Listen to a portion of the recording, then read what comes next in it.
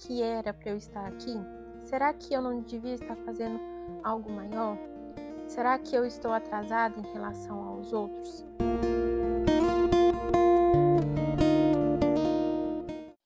Esse é o nosso 5º episódio sobre a nossa série sobre propósito. E se você ficou com alguma dúvida durante esse devocional ou nos outros e quiser comentar, falar a respeito, perguntar, fique à vontade para colocar aí nos comentários. Se quiser adicionar alguma coisa que você acha que tem a ver com esse assunto e eu não tenha falado, também pode comentar aí.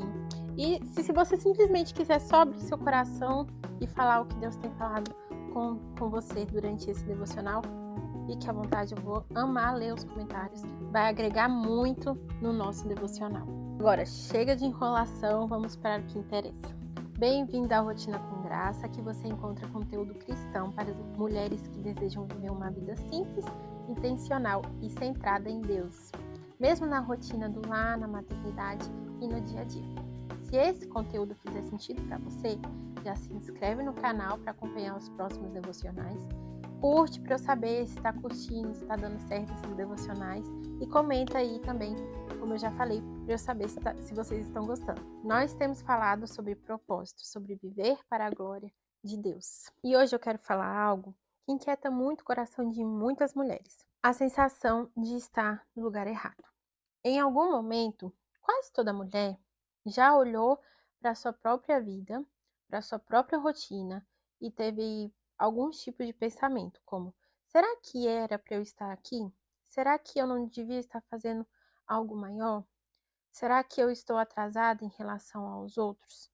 Esse tipo de pensamento pesa no coração, principalmente quando a gente começa a olhar demais para a vida dos outros. Quando a gente vê pessoas avançando, construindo coisas, desenvolvendo habilidades, vivendo oportunidades que parecem importantes. E aí, então, a gente olha para a nossa própria rotina e sentimos que ela é pequena demais, repetitiva, muito simples.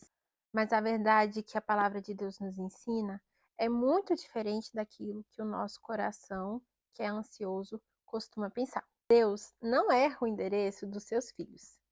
Lá em Atos 17:26, diz assim: de um só fez toda a raça humana para habitar sobre toda a face da terra, havendo fixado os tempos previamente estabelecidos e os limites da sua habitação. Deus estabeleceu os tempos determinados e os limites da habitação de cada pessoa. E isso significa que o tempo da nossa vida e o lugar onde vivemos não são acidentais, não são frutos do acaso. Eles estão debaixo da soberania de Deus. E isso não significa que tudo é fácil ou que tudo faz sentido imediatamente. Muitas vezes nós atravessamos fases que parecem pequenas, silenciosas ou até insignificantes, mas ainda assim, essas fases continuam sendo governadas pela providência de Deus. Nada na vida de um filho de Deus está fora do seu cuidado. Em Romanos 8:28, a palavra nos lembra que todas as coisas cooperam para o bem daqueles que amam a Deus e foram chamados segundo o seu propósito.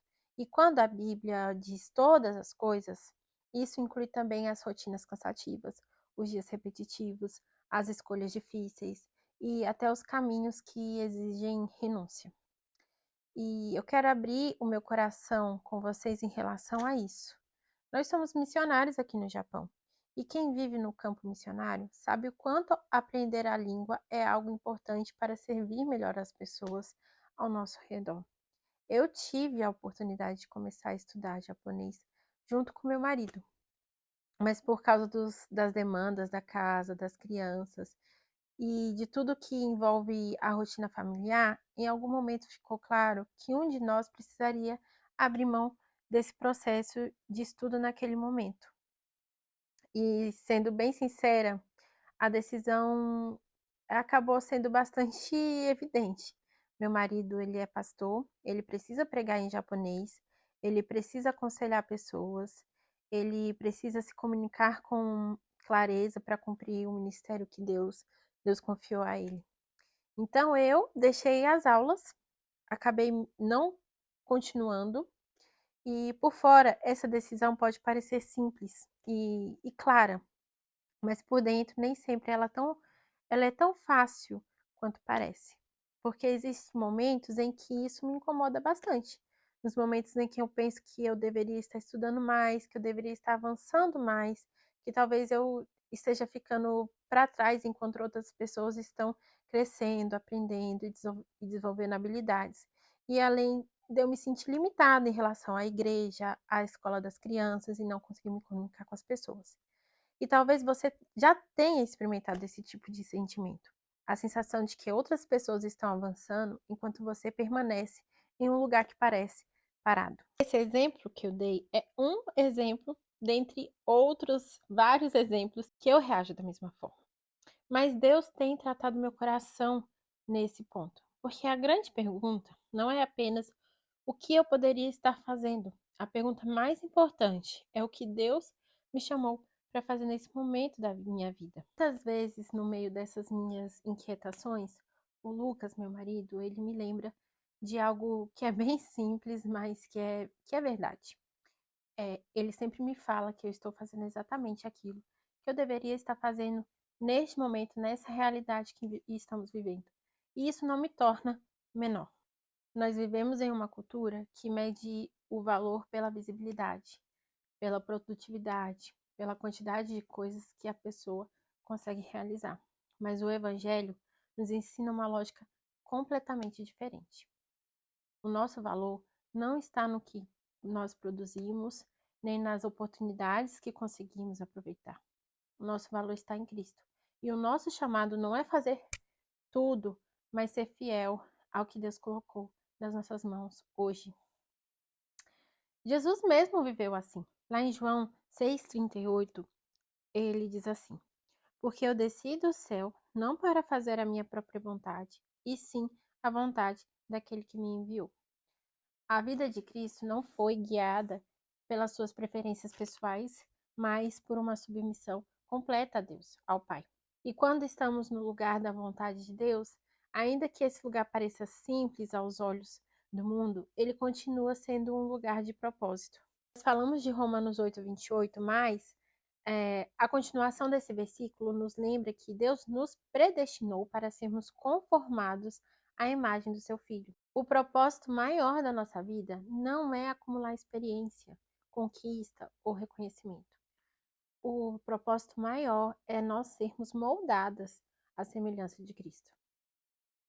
E muitas vezes essa transformação acontece justamente nos lugares de renúncia, nos lugares onde ninguém vai estar vendo, nos lugares onde parece que ficamos para trás. Mas ali Deus vai estar trabalhando profundamente em nossos corações. Em Colossenses 3:3 diz assim: Porque morrestes e a vossa vida está oculta juntamente com Cristo em Deus. A vida escondida pode parecer ser muito insignificante aos olhos humanos, mas ela é muito preciosa diante de Deus. Por isso a Bíblia nos ensina que nada do que a gente faz para o Senhor é insignificante. E aí eu volto a lembrar vocês que diz lá em 1 Coríntios 10:31, que nós fomos chamadas a fazer tudo para a glória de Deus, até as coisas mais comuns da vida, que é beber, comer, cuidar da casa, servir a família, investir na formação dos seus filhos. Tudo pode ser vivido para a glória de Deus. E quando essas coisas são feitas com fidelidade diante do Senhor, novamente eu digo, elas têm valor eterno. Lucas 16:10 diz bem assim: Quem é fiel no pouco, também é fiel no muito. Ou seja, Deus ele não despreza os lugares simples da nossa vida. Pelo contrário, muitas vezes é justamente nesses lugares que Deus forma o nosso caráter e fortalece a nossa fé. Por isso, hoje, eu quero que você reflita e, novamente, com muita sinceridade no seu coração. Faça essas perguntas a si mesmo. Você tem desprezado o lugar onde Deus te colocou neste momento da sua vida? Ou você tem aprendido a confiar que Ele sabe exatamente o que Ele está fazendo? Talvez a sua rotina possa parecer normal demais, insignificante. Talvez existam coisas que você gostaria de estar fazendo, mas não pode nesse momento. Mas isso não significa que a sua vida está fora dos propósitos de Deus. Quando estamos em Cristo, até uma rotina simples pode se tornar um lugar de fidelidade, de crescimento e glória para Deus. E no próximo episódio, na próxima devocional, nós vamos falar algo que muda completamente a forma como muitas mulheres enxergam a própria casa, que é o valor espiritual do lar. Então, vou falar diretamente com as mulheres que são donas de casa, que ficam em tempo integral cuidando da casa, do lar, do marido, dos filhos e tudo mais. Então é isso, meninas. Me contem aqui nos comentários o que mais Deus falou no seu coração através dessa devocional.